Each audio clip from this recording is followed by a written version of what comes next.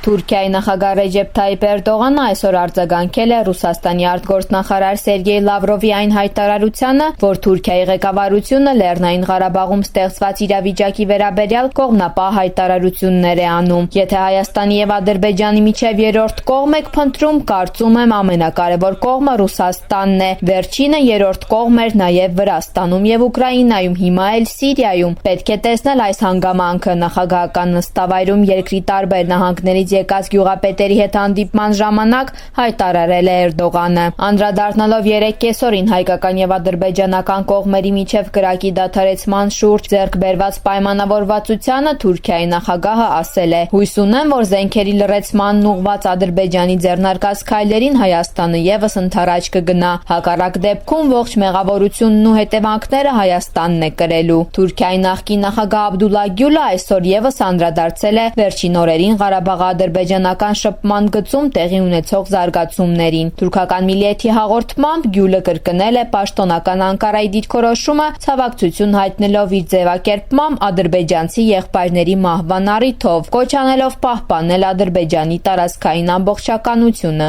Անընդունելի է, որ Հայաստանը շուրջ քառորդ դար օկուպացված է պահում Ադրբեջանի հողերը։ Ադրբեջանի տարածքային ամբողջականությունը ճանաչվել է Միավորված ազգերի կազմակերպության կողմից։ Այդ պատճառով Լեռնային Ղարաբաղի հարցի խաղաղ լուծումը, օկուպացիայի դադարեցումն ու Ադրբեջանի տարածքային ամբողջականության ապահովումը մեծ ազդեցություն կունենան ոչ միայն Կովկասում, այլև ողջ տարածաշրջանում խաղաղության հաստատման համար, հայտարարել է Աբդուլլահ Գյուլը։ Ղարաբաղ-ադրբեջանական շփման գծում լարվածության աճի առաջին օրերին պաշտոնական Անկարան հանդես եկավ պրոադրբեջանական դիրքորոշմամբ, բացահայտ աջակցություն հայտնելով Բաքվին։ Նախորդին Թուրքիայի վարչապետ Ահմեդ Դավութօղլուն հայտարարել էր, որ Թուրքիան Լեռնային Ղարաբաղի հակամարտության հարցում ի սկզբանե սատարել է Ադրբեջանին եւ այսուհետ եւս շարունակելու է ուսուսի կանգնած մնալ նրա կողքին։ Մինչեւ չազատագրվեն օկուպացիայի տակ գտնվող ադրբեջանական հողերը, այդ թվում Լեռնային Ղարաբաղը, մենք 70 միլիոն քաղաքացի